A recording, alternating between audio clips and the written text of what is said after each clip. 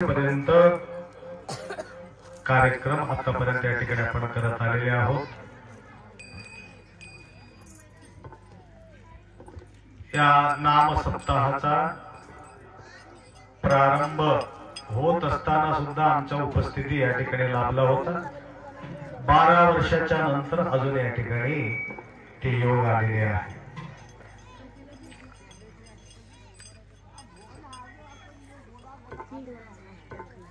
दत्तांच्या जीवनामध्ये अनेक अनुभव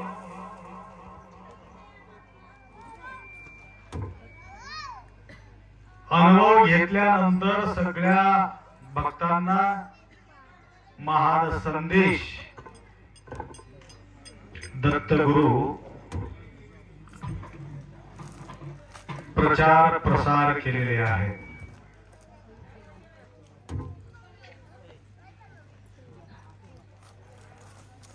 जे काय त्यांच्या समोर शिक्षण मिळालं त्याला ते गुरु मानलेले आहे। लहान असलं तर काय, महान असलं तर काय, पक्षीकडून सुद्धा त्यांना काही उपदेश मिळाल्यानंतर पक्षीला सुद्धा गुरु मानलं, नदीला गुरु मानलं।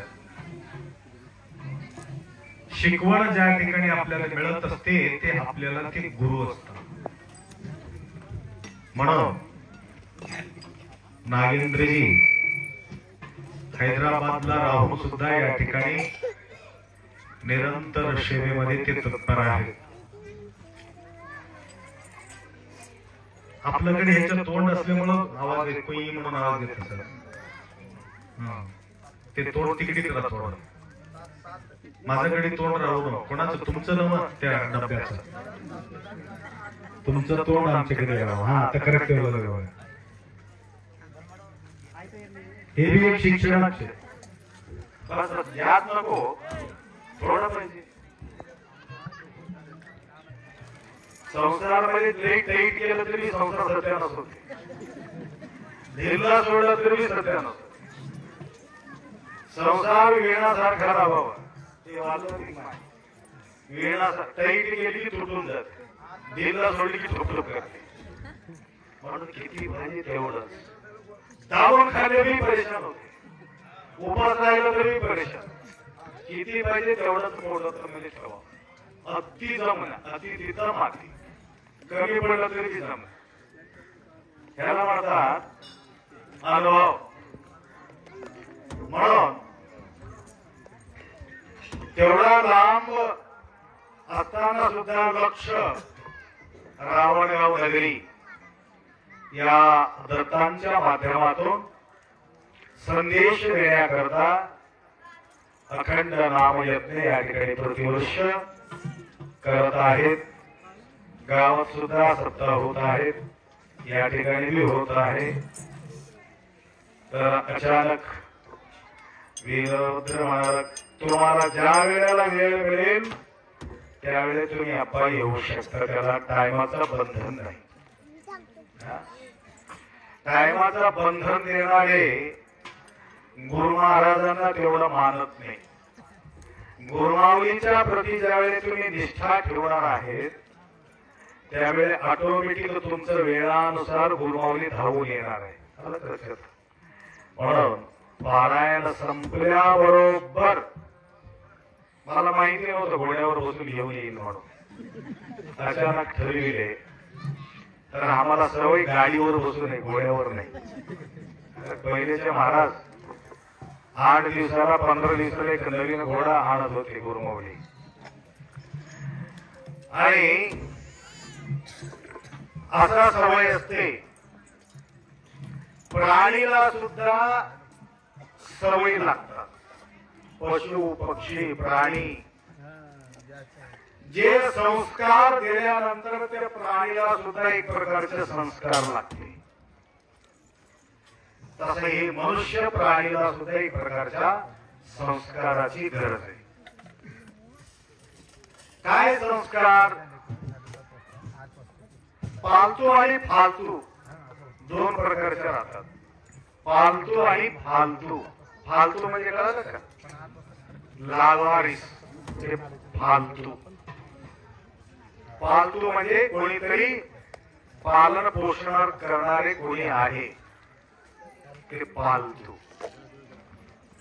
पालतू कुत्रा आणि फालतू कुत्रा म्हणून कुत्रे राहतात.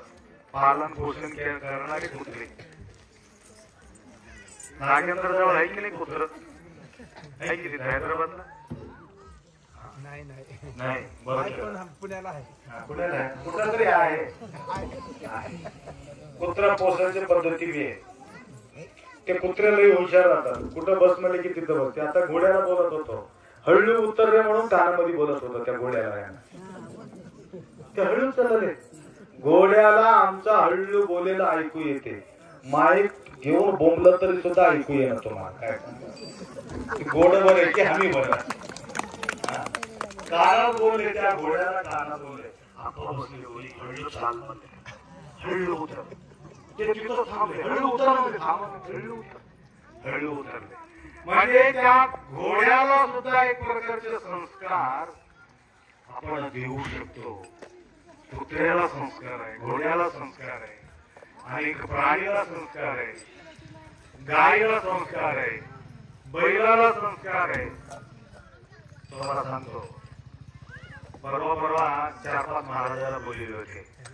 घडलेल्या घटना बोलतो. लातूरला गोशाळा आहे, श्रीकांत स्वामी हिरेमठ. जवळजवळ 300-350 गायी आहेत त्यांच्याकडे. आम्ही गेलो. आईचं पुण्यस्मरण होतं. त्या पुण्यस्मरणाच्या निमित्तानं गोशाळाला त्यांनी विजिट दिली आपल्याला. पूर्वी पाद्यपूजा सगळं महाराजांचं सगळं झाल्यानंतर तो गोपालक असते, गोसेवा करणारा, तो व्यक्ती आला. हाक मारला. 300 गाया, 300 गाया म्हणून हाक मारला. लक्ष्मी तुम्हाला नाही हो, ते गायचं नाव होतं लक्ष्मी. गायचं नाव ठेवले होते लक्ष्मी. आमच्याजवळ एक लक्ष्मी येतात लिंबूरचे, छान आहे त्यांचा आवाज. त्यांचे आवाज ऐकल्याबरोबर माणूस एकाग्र होऊन जातो, एवढा त्यांच्या मधुर कंठ.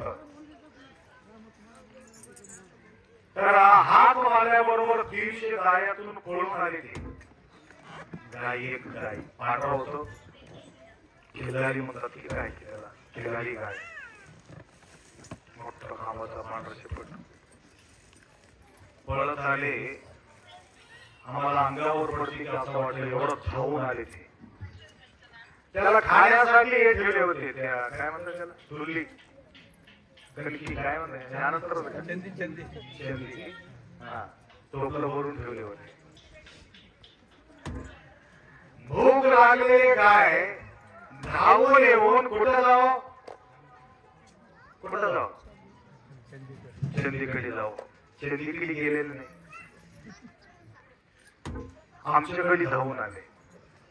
आम्हाला वाटलं आमच्या अंगावर पडली की काय. त्याने म्हटलं घाबरू नका आप्पा म्हणले. सेंटर मध्ये जगद्गुरू बसले होते, काशीचे जगद्गुरू. काशीच्या जगद्गुरूचा गावाला जाऊन पाय पडले ते गाय, असं डोकं टेकले. डोकं टेकून नंतर ते खाण्यासाठी तिकडे गेले. बघा, गायीला सुद्धा कळते जगद्गुरूचं दर्शन घ्यावे आणि गुरुमाऊलीचा आदर सत्कार करावा, नंतर खायला जावा. आम्ही तसं नाही, पहिले खाऊन येतो, नंतर महाराज बोलायचो, हुडकत बसतो. महाराजांना हुडकतो खाल्ल्यावर, पोट भरल्यावर. सांगायचं तात्पर्य, अशा प्रकारच्या प्राणीला सुद्धा एक प्रकारचे संस्कार आहे. हे संस्कार एक वेळ, 2 वेळ, 3 वेळ त्याला एक सवय लागल्यानंतर त्याला कळते आमच्या ठिकाणा या ठिकाणी आहे.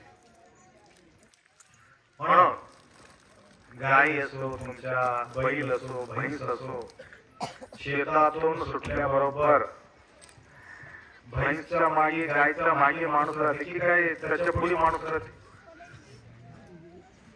ढोर पुढे राहतात की माणूस, ढोर पुढे राहतात. त्याचा अर्थ ढोराला कळते तुमचं घर, त्याला कळत नाही त्या माणसाला. म्हणून ते ढोर कुठे येऊन जातात, डायरेक्ट घरला येऊन जातात, कोणाच्या घरी नाही. जो पालन पोषण केलेले आहे माणूस, त्यांच्या घरीच आमच्या मालक या ठिकाणी राहतात. म्हणून त्या गाईला कळते, बैलाला कळते, म्हशीला कळते, बकरीला कळतात. बकरीला बकरी त्यानंतर कुलीमुळ चिळे मेंढरीला कळते, डायरेक्ट त्याच्या घरला जातात. परंतु मागी असलेले जो माणूस आहे, माल घेऊन भटकून जातो. माल म्हणजे कळालं का, त्याला घरच घेऊच ना, नंतर त्याला माणसाला हुडकत जावं लागते. आमच्या माला कुठं पडले म्हणून हुडकत दुसरा माणसं जावं लागते. कुठल्या घाटामध्ये पडले की, कुठल्या खड्ड्यात पडले की, काही शेतात पडले म्हणून हुडकून त्याला आणतात. ढोराला आणत नाही. कोणाला आणतात? हा, इतकं हुशार माणूस. लक्षात आलं का? म्हणून या माणसाला एक उत्तम संस्कार देणं गरज आहे. म्हणून हे सवय आपल्याला लावायला पाहिजे. अंतकाळे शिवस्मरण होणे, नशे अभ्यास विणे.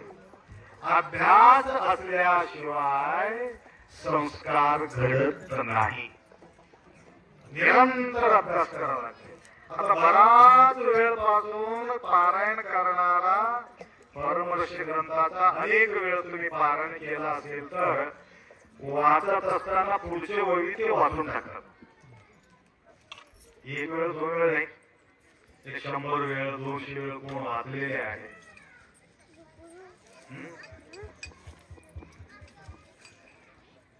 एक ओवी घेतल्याबरोबर दुसरं ओवी तुम्हाला पुस्तक बघायची गरज नाही, ऑटोमॅटिक तोंडाला येणार. कारण सवय लागलेली आहे, अभ्यास झालेला आहे. सततम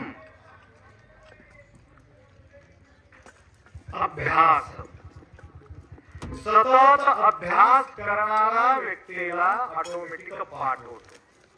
तसं लिंग पूजा करायचं सवय, विभूती लावून घ्यायचं सवय, रुद्राक्षी घालून घ्यायचं सवय, जप करायचं सवय, सवय लागलेले व्यक्तीला आंघोळ करायचं एखादी सवय लागला असेल तर सकाळी उठल्याबरोबर आंघोळ केल्याशिवाय त्याला समाधान होत नाही. काही काही व्यक्तीला पूजा केल्याशिवाय समाधान होत नाही, कारण सवय लागलेली. विभूती लावल्याशिवाय समाधान होत नाही. त्या प्रकारे तुझं लागी हेची मागो नामी छंद लागो.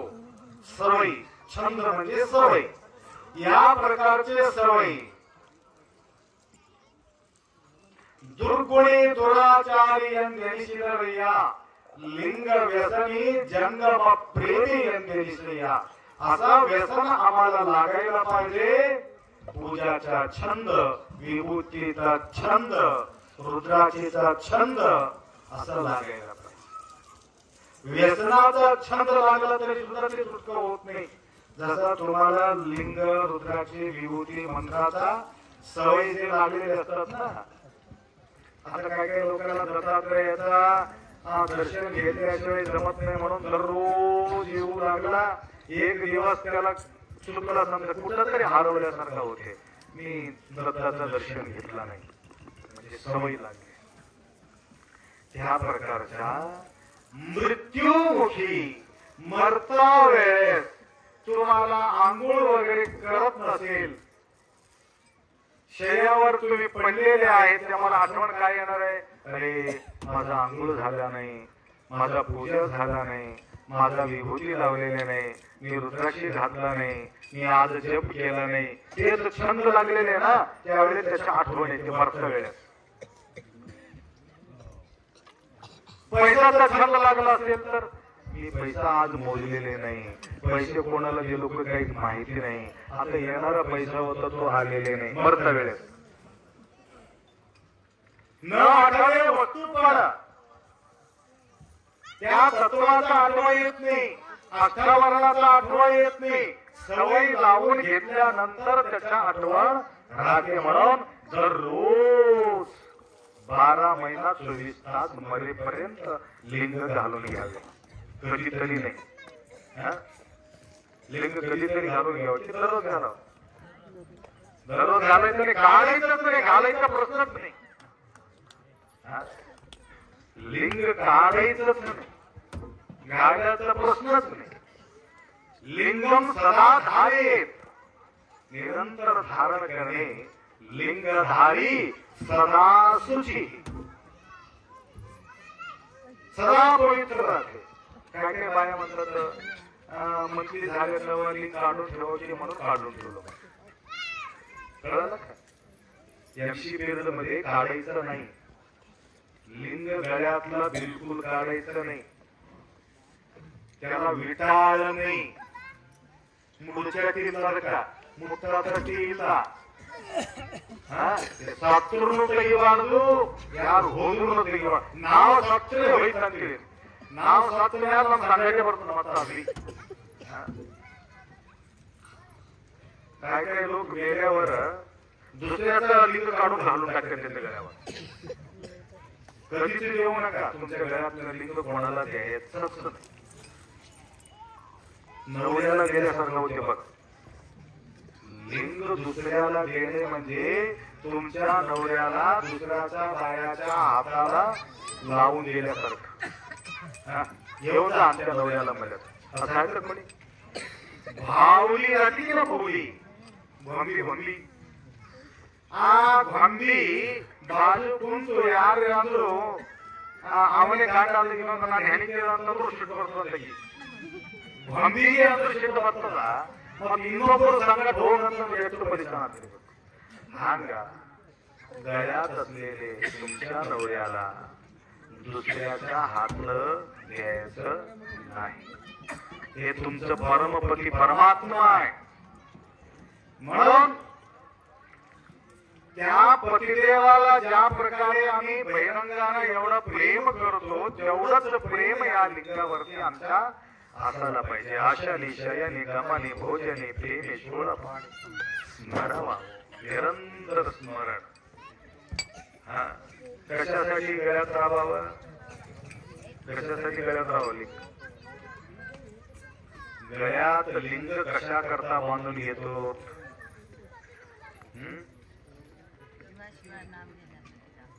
नाम घेण्यासाठी. वा छान. अजून कशासाठी लिंग गळ्यात बांधून घेतो? अजून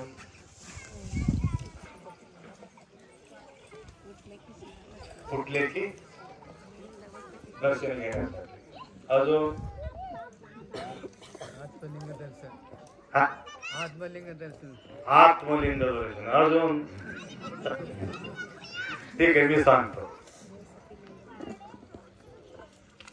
कशा करता आम्ही लिंगा गळ्यात निरंतर कंटिन्यू धारण करतो म्हटलं तर, कुठल्याही काम करता वेळेस लिंगाला सांगून काम करायला पाहिजे. झोपायचं असलं तर ह्याला म्हणा, देवा झोपू का म्हणायचं. उठल्यानंतर देवा आता धरायचं, उठू द्या देवा म्हणे. हा उठा म्हणे. ते बोलत नाही, सवय लावून घ्यायचं त्याला. आंघोळ करताना आंघोळ करू का कोणाला? बाहेरच्या लोकांना लिंगाला विचार, आंघोळ करू का? करा. आंघोळ झाले. पूजा करू का? हा करा. विचारून करायचं, काही करा. बिडी ओढू का? विचारून करायचं का? दुर्गुणी दुराचारी यांनी दुर्गुण आणि दुराचार त्या देवाजवळ जमत नाही. देवाला जे आवडते तेच आपण करायचं. रामाच्या हातामध्ये काय दुसरा लिंग डोळी आहे का? नाही. ते रामाचा पात्र करणारा अरुण गोविंद पहिले दारू पित होता म्हणा. सिगरेट ओढायचं, दारू पिरायचं. किंवा ज्यावेळेस शूटिंग चालू होते त्यावेळेस पडदाचा मागे जायचा, ओढायचा, अजून सोडून द्यायचा, इकडे मध्ये समोर येऊन अजून मस्त रामासारखा पात्र करायचं. अजून संध्याकाळी फुल्ल दारू पियायचं. ते लोक त्यांना रोडला आल्याबरोबर जाऊन त्याला दन दन दन पाय पडायचं, राम आले राम आले राम म्हणून पाय पडायचं. त्याला पश्चाताप वाटलं म्हणा, रामाचा पात्र धारण करून एवढा आम्हाला प्रभावित झालेले आहो आणि मी स्वतः रामासारखा वागल्यानंतर माझं किंमत काय राहील म्हणून तेव्हापासून सगळं सोडून दिला तो व्यक्ती. काय घेणार नाही, घ्यायचं नाही, खायचं नाही, ओढायचं नाही, सगळं सोडून दिला. रामाचा पात्र करून राम तो झाला आराम. त्या प्रकारचे आम्ही बी सुद्धा नाटक करता करता करता शिवदास म्हणे भृंगी कीट न्याय शिवरूप होये.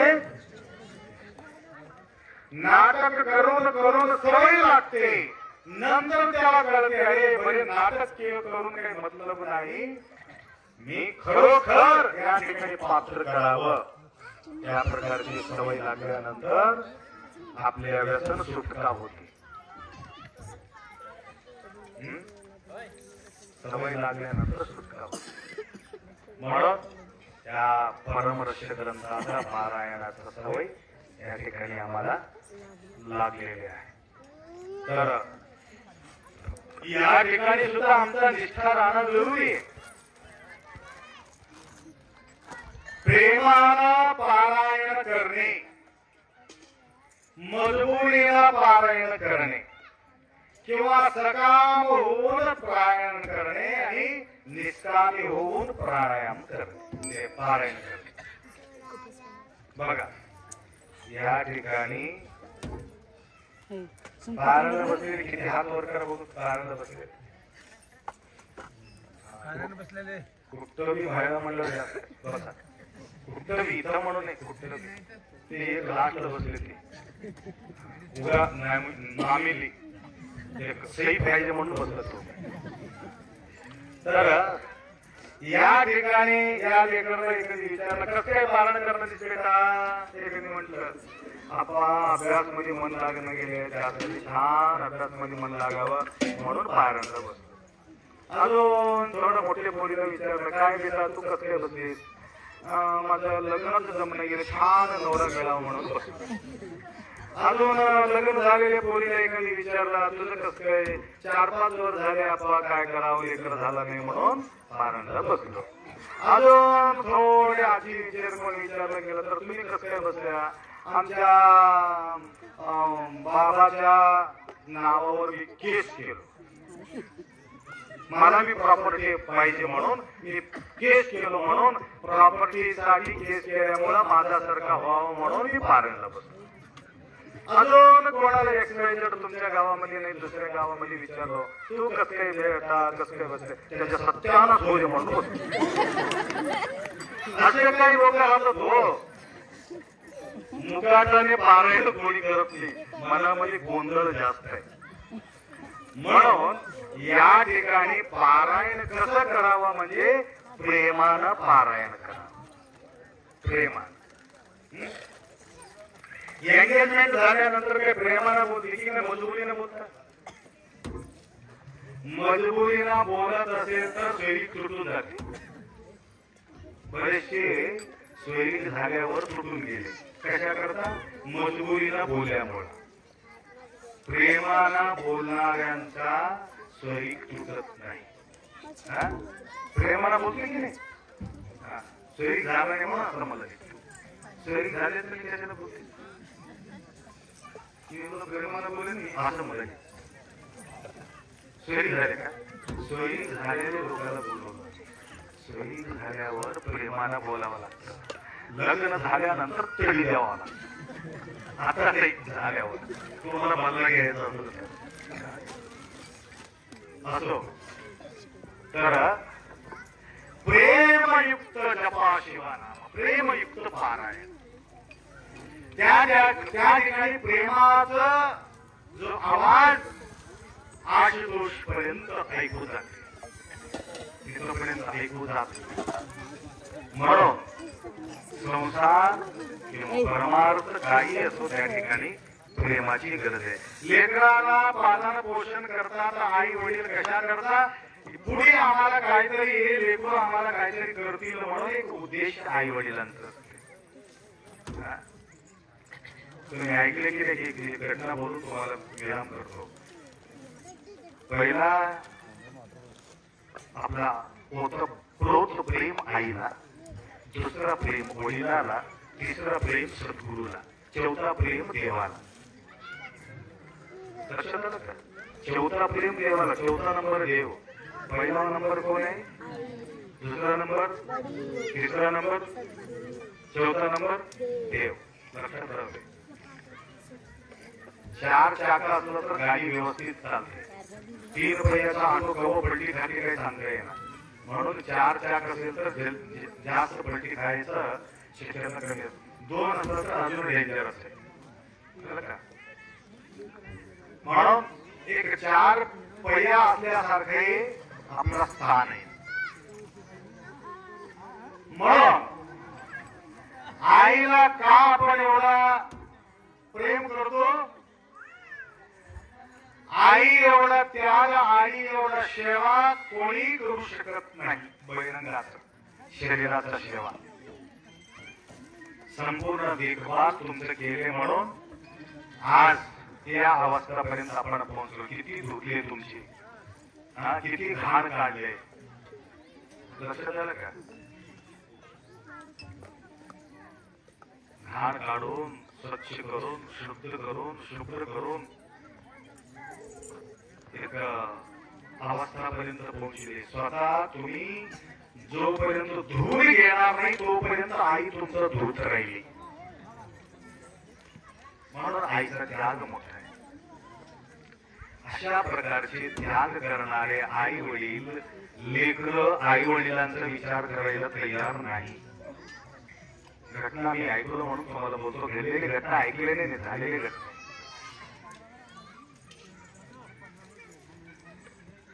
ते विदेशले होते 2 पोरं. या ठिकाणी आई वडील भारतामध्ये आई बिमार पडल्यामुळं वडील फोन केला, बाळांनो आता आमची तुमची आई वडील बिमार पडलेले आहेत, लवकरच या. बाबा भयानक काम आहे आम्हाला, आता सध्या येणं शक्य नाही. काहीतरी छान ठिकाणी पाठवून दाखवा, आम्ही पैशाचा इंतजाम करतो. म्हणून 4-5 लाख रुपये पाठवून दिले.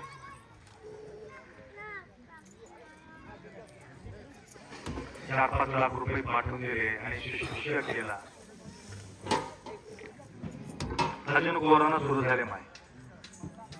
अजून कोरोना सुरू झाले. चीन मध्ये सुरू झाले म्हणे. अजून भारतामध्ये केरळामध्ये बरेचसे पेशंट सापडले. बेंगळूरमध्ये काही सापडले. आता कोणी मेलं तर हरकत नाही आता म्हणून लोक टेन्शन बी सोडून दिले कोरोना. तर असो, तर बिमार आहे म्हटलं 4-5 लाख रुपये पाठवून दिलं. बिमारी जाऊ शकला नाही, परंतु आईचा मृत्यू झाली. बाळांनो तुमच्या आई गेले तर या लवकर फ्लॅट विमान या, तुमची इंतजार करत राहतो. एकच पोरगा आला. 2 होते भाऊ, एकच आला. काय रे तुमचा भाऊ आला नाही, दादा आला नाही. ते शब्द ऐकलं तर पोटात साल्ल करते. दादा असं म्हणाले, आईचा मोतीला तू जा, वडिलाचा मोतीला मी जातो म्हणून म्हटले. म्हणे माती करायचा सुद्धा मोजून घेऊ लागले, पोचायचं तिकडे जाऊले. असा म्हटल्याबरोबर ठरवात झालं, त्याला बेचैन होऊन गेला. पुढे ज्यावेळी मी गेल्यानंतर हे 2 लेकरं येते की नाही मला माहित नाही म्हणून आज गेला, जाऊन बंदूक घेऊन दन्नशी गोळ्या घालून घेतला, म्हणून गेलं. वडील मेजर होत तो मिलिटरी मॅन. तर असं चिठ्ठी लिहिले होते, माझ्याकडे एवढा पैसा आहे, एवढा प्रॉपर्टी आहे, एवढा शेत आहे,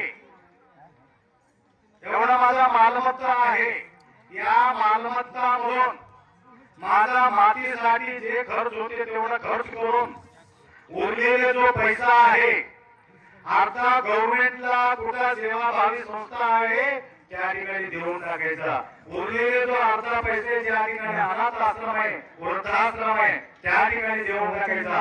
आमच्या या 2 एकराला 1 नैया पैसा यांच्या हाताला लागू नये म्हणून एक चिठ्ठी लिहून मोडून गेला होता.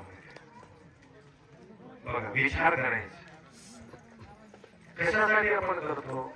लेकरं आमच्या काहीतरी कल्याण करतील म्हणून आमचं एवढं धावपळ आहे, एवढं मरमर आहे.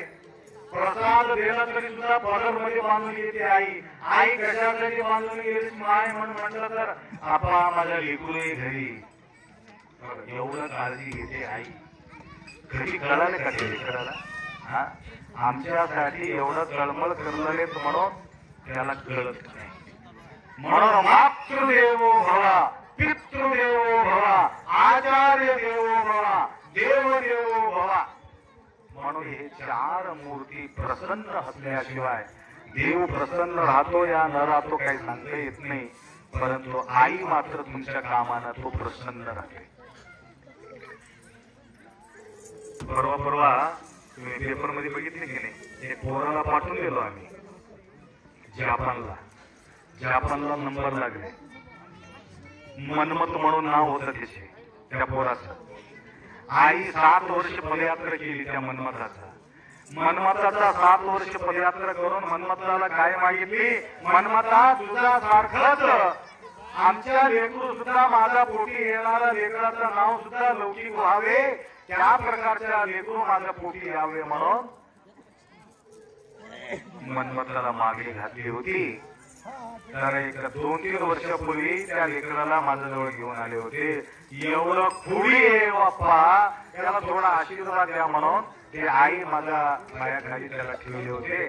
त्यावेळेस त्या लेकराला म्हटलं, नाव किती मोठं ठेवलेलं आहे रे तुझा मनमता, त्याकरता मनमताचं काहीतरी नाव तू जगाला करून दाखव, असं बनबन करता कामा नये म्हणून 8वी असताना माझ्याजवळ आणले होते. 10वी मध्ये भारतामध्ये पहिला नंबर 1 तो पोरगा आलेले. तर जपानमध्ये त्याला फ्री टोटल भारत सरकार खर्च त्या लेकराला वजन उचलून घेऊन त्या लेकराला एरोप्लेन मध्ये पाठवून दिले आहे. बघा, तिथं कोणीतरी विचारलं आपका नाम क्या है, मनमत जी. ये नाम मनमत कभी सुना नहीं, ये हमारा लिंगायत लोगों का एक श्रद्धा स्थान है. मनमत महाराज जी संजीवनी समाधि लेकर के वहां पे बैठे हुए हैं और मेरा माता जी उनका सेवा करके उनका फल प्राप्त होने के बाद वो उनका नाम मेरा नाम रखा हुआ है.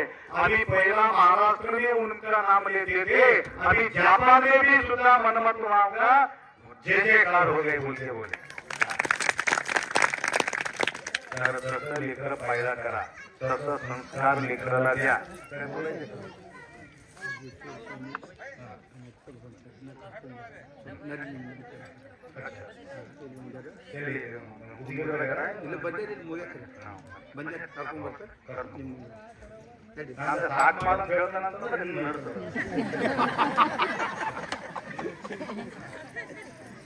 ಸಾಕು ಅಂತಂದ್ರೆ ಬೇಕು लवकर घेऊन भूक लागली त्याला, मला काही नाही. तर बघा,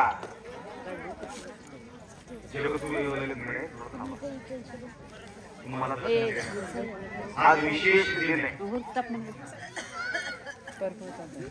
जगतगुरु येवलेले जगतगुरु कहाँ से बात कर रहे, मैं जगतगुरु बात कर रहा हूँ. जगतगुरु बात कर रहे, कहाँ से जगतगुरु? नागपूर से. ऐकू राहिले का माय? जगतगुरु नाही तिथं उभं म्हणलं तुम्हाला. तिथं फोन आले मला, जगद्गुरु बोललो. ಯಾರು ಮಾತಾಡಿದ್ರಿ? ನಾ ಜಗದ್ಗುರು ಮಾತಾಡಕತ್ತಿದ್ರಿ ಅಪ್ಪವ್ರೆ. जगद्गुरु श्रीशैल जगद्गुरु, काशी जगद्गुरु, केदार जगद्गुರು, ಉಜ್ಜೈನ್ ಜಗದ್ಗುರು, ರಾಮಪುರ ಜಗದ್ಗುರು, ಯಾವ ಜಗದ್ಗುರು ಮಾತಾಡ್ತಿಲ್ರಿ, ನಾನು ಹೆಸರೇ ಜಗದ್ಗುರು ನಾನು. ಇದು ಬಹಳ ಚಂದ ಮಾಡಿದೆಯಪ್ಪ. ಇನ್ನ ಸಾಷ್ಟಾಂಗ ನಮಸ್ಕಾರ ಅಂದಿಲ್ಲ ಇನ್ನ ಕೂಡ. ನಾ ಜಗದ್ಗುರು ಮಾತಾಡೋದಕ್ಕೆ ಸಾಷ್ಟಾಂಗ ನಮಸ್ಕಾರ ಅಂತಿದ್ದೆ ನಾನು ಅಂದಿಲ್ಲ. ಅವನು ಹೆಸರು ಕೇಳಿ ಬಹಳ ಚಲೋ ಮಾಡಿ. ಹ್ಯಾಂಗ ಒಬ್ಬ ಇದು ನಾಲ್ಕು ಒಬ್ಬ ಜಗದ್ಗುರು ಅಂತ, ಅವನ ಹೆಸರೇ ಜಗದ್ಗುರು. ಆಗ ಇದು ಮಂಟರ ಜಗದ್ಗುರು ಹೊಂಟರು ಯಾರು ಗೊತ್ತಿಲ್ಲ. ಮಂಟರಂತ ಅವ್ರು ಕರ್ಕೊಂಡ್ ಬರತನ ನೀವು ನಡ್ರಿ ಅಪ್ಪಗೆ ಅಂತಂದ್ರ ಇರ್ಲಿ. ಏನ್ ಹೇಳ್ತಿದ್ದೀನಿ ನಿಮಗ, ಏನ್ ಹೇಳ್ತಿದ್ದ? ಹಾಗ प्रेमयुक्त, सदा प्रेमयुक्त, कधीतरी नाही. देवावरती प्रेम सकाळी दुपारी संध्याकाळी असे नाही. सदा प्रेमयुक्त जपा ಶಿವನಾಮ. ಹ್ಯಾಂಗ ಮಾಡ್ಬೇಕಂದ್ರ ಒಳ್ಳಾಗ ಲಿಂಗ ಇಟ್ಕೊಂಡು ಯಾವ ರೀತಿಯಾಗಿ ಪ್ರೀತಿ ಮಾಡ್ತೀವಲ್ಲ ಆ ರೀತಿಯಾಗಿ ಅಡಿಗೆ ಮಾಡೋದಿತ್ತಂದ್ರು ಯಾರಿಗೆ ಹೇಳಿ ಮಾಡ್ಬೇಕು? ಲಿಂಗಕ್ಕೆ ಹೇಳಿ ಮಾಡ್ಬೇಕು. ನೀರು ತರೋದಿರ್ಲಿ, ಅಡಿಗೆ ಮಾಡೋದಿರ್ಲಿ, ಕಸ ಹೊಡ್ಯೋದಿರ್ಲಿ, ಭಾಂಡ್ಯ ತೊಳೆಯೋದಿರ್ಲಿ, ಅವನಿಗೆ ಹೇಳಿ ಮಾಡಿದ್ರಂದ್ರೆ ಟೆನ್ಷನ್ ಬರಂಗಿಲ್ಲ. ಅವ್ನಿಗೆ ಹೇಳಾರ್ಗೆ ಮಾಡಿದ್ರೆ ನನ್ನ ಜೀವಕ್ಕೆ ಏನು ಬಂದು ಯಪ್ಪ ಅಂತ ತಿಳ್ಕೊಂಡು ಹಣಿ ಹಣಿ ಬಡ್ಕೊಂಡು ಪರಿಶಾನ ಆಗ್ತೇವೆ. ಏನ್ರಿ, ಯಾಕೆ ಇಷ್ಟು ಅಡಿಗೆ ಯಾರು ಮಾಡ್ಬೇಕು, ಇಷ್ಟು ಕಸ ಹೊಡಿಬೇಕು ಯಾರು? ಬರೋಬರಿಲ್ಲ. ಹಾಗ ಹೇಮರತಿ ಮಲ್ಲಮ್ಮ ಎಲ್ಲ ಕೆಲಸ सगळं टोटल काम देवाला सांगून घेतल्याशिवाय, देवाला सोबत घेतल्याशिवाय ते काम करत नव्हती मल्लम्मा. लक्षात आलं का? माझं प्रवचन संपला होता, अजून सुरू गेलो ते येण्यासाठी. तर कुठल्याही गोष्टी समाधानासाठी करायचे, मजबूर होण्यासाठी नाही. ಕಾಯಕದಲ್ಲಿ ನಿರತನಾಗಲಿ, ಗುರುವಾದಳು, ಲಿಂಗವಾದಳು, ಜಂಗಮವಾದಳು मरेयಬೇಕು. एवढं इंटरेस्ट पाहिजे, भयानक इंटरेस्टनं काम करावं. मजबुरीला काम कोणतीही करू नये. तसं मजबुरीला पारायण करू नये, प्रेमानं पारायण या ठिकाणी तुम्ही केला. जो व्यक्ती प्रेमानं पारायण केलेले आहे त्यांचं काम तमाम होणार आहे. नाही विचलित होऊ नका, व्याकुळ होऊ नका, बेचैनी होऊ नका, तळमळ करून घेऊ नका. हो, कुठलेही काम आम्ही काय करतो, आम्ही प्रसन्न होण्यासाठी, आम्ही आमचं काम आम्ही प्रसन्न होण्यासाठी कमी काम करतो. दुसरे प्रसन्न व्हावं म्हणून जास्त काम करतो. लक्षात आलं का? आम्ही स्वतः प्रसन्न राहावं का दुसरं प्रसन्न राहावं? दुसरे समाधान राहावं की आम्ही समाधान राहावं? पहिला आम्ही समाधान राहावं. आम्ही परेशान राहावं, दुसरं समाधान राहावं, जमते का? पहिला आपण समाधान व्हायचं, नंतर सगळ्याला समाधान करायचं. आणि स्वतः परेशान राहायचं, सगळ्याला समाधान करत जायचं. ताण ज्वाळा मंदी कोडतो, मंदी ज्वाळा हाड्यात बेसत. त्यानंतर स्वतःच्या देवारी दुसऱ्याला देऊन टाकाय. हे लढा हो, मला होईना गेले लढा हो म्हणायचं. दुसऱ्याचा खुशी खुशीने लढायचं. दुसऱ्याचे घेऊन, पहिली वर घेऊन घर घर घर घर लढायचं. आता लढायचा प्रश्न आहे, पहिले तर गोष्टी येते. म्हणून प्रसन्न प्रथमतः आपण स्वतः प्रसन्न राहायचं. प्रसन्न कसं राहायचं? नवऱ्याला प्रसन्न ठेवायचा, परंतु पहिला आपण प्रसन्न राहायचं. नवऱ्याला प्रसन्न ठेवण्यासाठी काय करा? ಗಂಡ ಸಮಾಧಾನ ಇರ್ಬೇಕಾದ್ರೆ ಏನ್ ಮಾಡ್ಬೇಕು? ಗಂಡಾದ್ರೆ ಪತಿದೇವರು ಸಮಾಧಾನ ಇರ್ಬೇಕಾದ್ರೆ ಏನ್ ಮಾಡ್ಬೇಕು? ನಾವೊಂದು ಮಂತ್ರ ಕೊಡ್ಲ ಕೂಡಲೇ ಬೇಡ, ಗಂಡ ನೀವು ಬಿಟ್ಟು ಹೋಗೇ ಮಾಡ ಅಂತ ಮಂತ್ರ ಕೊಡ್ತಾರೆ. नवरा तुमच्या गोष्टी ऐकून बस म्हणले की बसावं, उठ म्हणले की उठावं, तसं देऊ की नको? कष्ट झाले की आपला असले मंत्र आतापर्यंत कोणी दिला नाही, दिल्यावर समाधान होईल. तर बघा,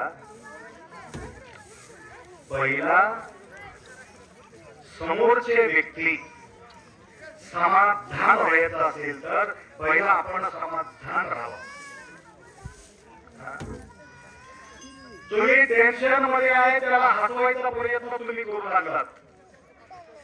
तुम्ही टेन्शन मध्ये आहे, दुसऱ्याला हसवायचा प्रयत्न तुम्ही करू लागलात, होईल का? त्याला हसवायचं असेल तर पहिले आपण हसावा लागतो. आपला चेहरा चुलबुलीत पाहिजे, समोरच्या व्यक्ती ऑटोमॅटिक कुलकुलीत राहणार आहे. कुलकुलीत होते ना हसमुख चेहरा. त्या प्रकारे घरी आले तेव्हा तुमचा चेहरा कसा राहावा? हसमुख राहावा. तुम्ही हसत राहिलं तर नवरा सुद्धा हसत हसत येते. तो त्याला म्हणजे परेशान होते, काहीतरी मामला बिघडलेला आहे.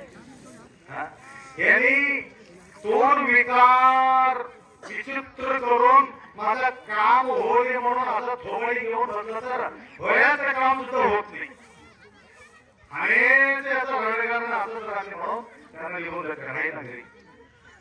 त्यांना घरात राहायचं असलं तर आले बरोबर हसत हसत तेव्हा वातावरण मस्त आहे, आज काहीतरी आहे वेगळा म्हणून खुशी खुशीत येतो, खुशी खुशीत बोलतो. काहीतरी विचित्र वाटलेले वातावरण भारी दिसलेले आज काय आहे की काय म्हणून खुशी खुशीत राहते. तर बर्थडे होता म्हणा माझी. बर्थडे कोणाचं? नवऱ्याचा बर्थडे होता. नवऱ्याला माहिती नव्हतं. नवरा ऑफिसला गेला होता. माझ्या नवऱ्याचा आवडीचा कोणतं चीज आहे, त्याला मैसूर पाक आवडते, मैसूर पाक करून ठेवली. जिलेबी आवडते, जिलेबी करून ठेवली. तळालेले भजी आवडते, भजी करून ठेवली. अजून काय काय काय काय चीज सगळं तयार करून ठेवले. आणि आमच्या पतिदेवाचा रंग, आवडीचा रंग, कपडा, नवीन कपडा आणून ठेवले, जे आवडलेले रंग, ड्रेस. त्या दिवशी भयानक कामाचा व्याप होत. 9 वाजता येणारा नवरा 11 वाजता आले. अरे त्याला पोरं त्याला पोरं गावडी पोरगा पोरी पोरगा की पोरगी काय माहिती. एक बंधना हा पोड हे नंतर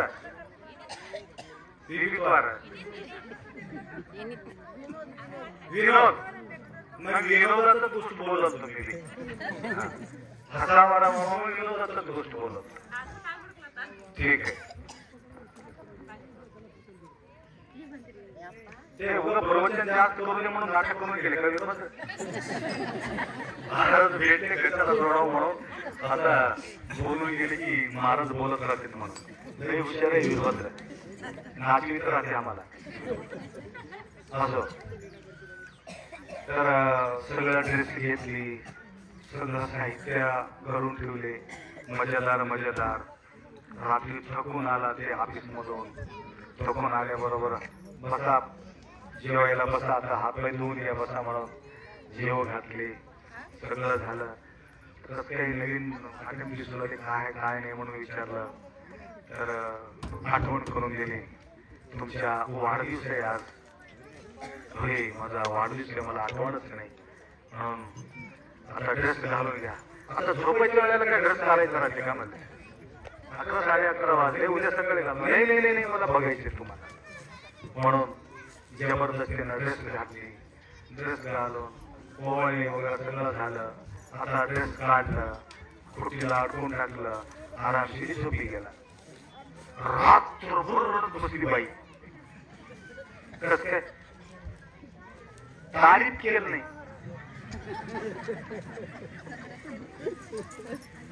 तारीफ करायला पाहिजे होता ना.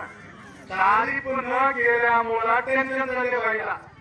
तर आम्हाला असं वाटते तारीफ केल्याशिवाय समाधान आम्हाला होत नाही. पहिलंच आपण समाधान मानायचं, दुसऱ्याने द्यावा आणि समाधान व्हावा असं उदारी गोष्ट आहे. म्हणून खुश राहायचं, नो टेन्शन नो प्रॉब्लेम. तारीफ करो या न करो, त्याचं काम होतं ना. आज विशेष वाढदिवसाच्या नावानं एवढं त्यांना व्यवस्था केलं, नंतर त्याला पश्चाताप होईल एवढं त्यांना मनमट केली. काल एक गोष्टी मी बोललो गेलो म्हणून त्याला पश्चाताप होईल. तर सांगायचं तात्पर्य पहिला आपण खुश राहायचं, नंतर सगळ्याला खुश करायचं. या प्रकारची जो सेवा आपल्या या जीवनात आपण करायचं आहे. पहिलेही आपण स्वतः खुश राहायचं आणि दुसऱ्याला खुश करायचं. म्हणून आशीर्वाद केव्हा मिळते? सेवा केल्याने आशीर्वाद मिळते. आधी केलाच पाहिजे. केल्याने होत आहे रे, आधी केलाच पाहिजे. तुला बघून मला आठवण आला होता. उदगीरला मला कोणी ओळख नव्हते. माय परवा 11 दिवस अधिक मास मध्ये 11 दिवस अनुष्ठान केलं उदगीर मध्ये. त्याचं ओळख होतं पहिले. एक 2-3 व्यक्तीचं आम्हाला ओळख होत. तर आम्ही विचार केला या ठिकाणी उदगीर नगरात छोटासा एक कार्यक्रम आपण घेऊ आणि सगळ्या जवळ झाले तेवढा धनसंग्रह करून त्याला आपण खर्च करू असा म्हणून विचार केला. एक मीटिंग 2 मीटिंग झाल्यानंतर अजून मोठा मीटिंग बसून घेतले. म्हणजे असं कसं शक्य? तुम्ही बसल्यावर तुमचा प्रचार जात आहे, असं कसं जमते? मोठाच प्रोग्राम घ्यावा लागते. ठीक आहे, तुमच्या मनावर तुम्हीच करा.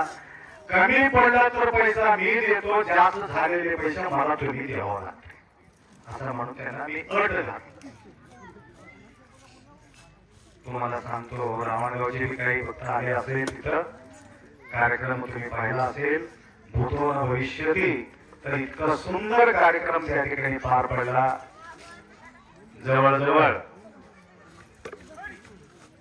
2-3 दिवसामध्ये आखरीला त्याला वाटलं किती कमी पडते की म्हणून त्यांना वाटला होता. एवढा पैसा, लाखो पैसा त्यांनी जमा करून नंतर श्रावण मास झाले. श्रावण मास मध्ये त्या ठिकाणी येऊन 5,21,000 आपण उरलेले पैसा म्हणून आम्हाला ते दिले. म्हणजे पहिला खुश व्हावं लागतं, नंतर खुशी द्यावं लागतं. तर नंतर आपल्या कार्यक्रम संपल्यानंतर आमच्याकडे तुमच्याकडे म्हणू लागले. त्यावेळेस म्हटलं मी आता कोणाकडे येऊ शकत नाही, माझ्याजवळ आता वेळ नाही. तर पदयात्राचा सेवा करणारी बारुळे, नागनाथरावजी बारुळे यांनी जे आपा माझ्याकडे तरी तुम्हाला यावंच लागते, दिंडी येणार आहे, त्याकरता पूर्वी तुमचा सेवा दानवेला घेऊन गेले. त्याने अनुष्ठान संपल्याबरोबर त्यांच्या दानवेला आपण गेलो. दानवेला जाऊन पूजा पाठ करून मी इकडं निघून गेलो कपिलधारला अनुष्ठानला. दुसऱ्या की तिसऱ्या दिवशीच मला फोन आला, आपा तुमचा अनुष्ठानाचा टोटल फळ मला मिळाले. म्हटलं कसं मिळाले हो तुम्हाला फळ? 1,35,00,000 फायदा झालेला मला. म्हणजे क्विंटलच्या पाठीमागे 1,000 रुपये वाढले हरभराचा भाव. तर 2-3 हजार क्विंटल त्यांच्याकडं हरभरा होती. तर सांगायचं तर एक नवीन सिल गाडी तो घेतला. तर त्या ठिकाणी जे भावना बाळगलेले आहे, अटूट मन्मथ मौलीचा सेवा केलेले आहे, त्यांच्या झोली कधी खाली गेलेले नाही. त्या प्रकारे या पुण्यमय प्रसंगी बघा हरभराचं शेत होतं की काय इथं? हरभर होतं काय इथं? एवढं शिल्लक ठेवले.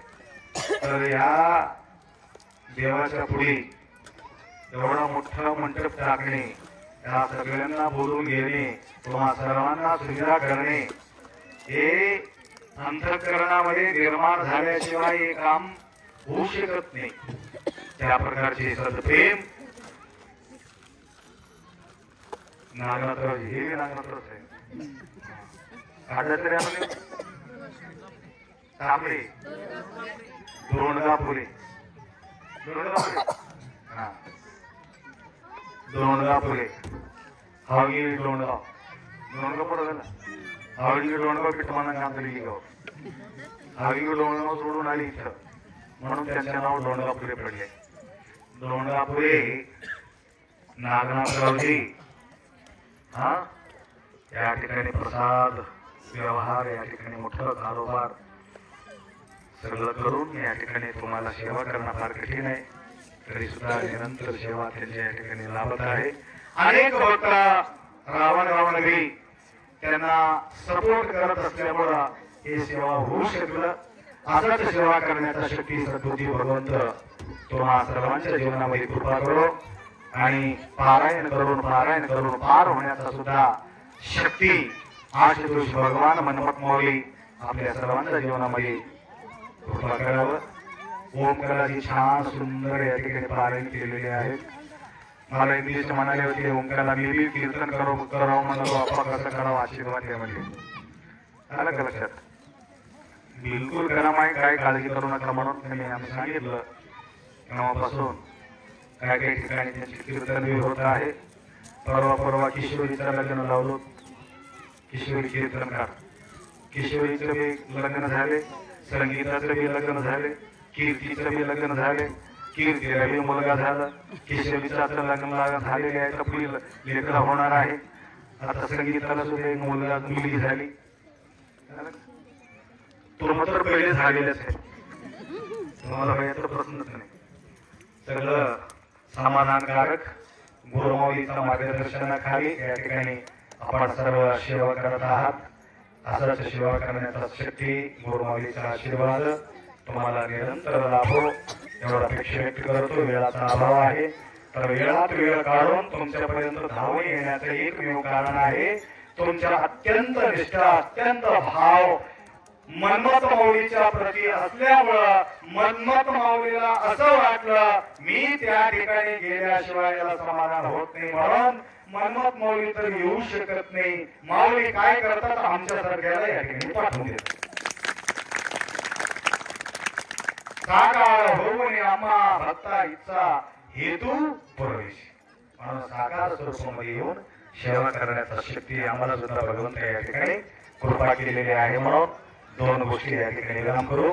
वीरभद्र गैप झालेले आहेत त्यासाठी वीरभद्राचं आगमन कवळ काही सांगता येत नाही.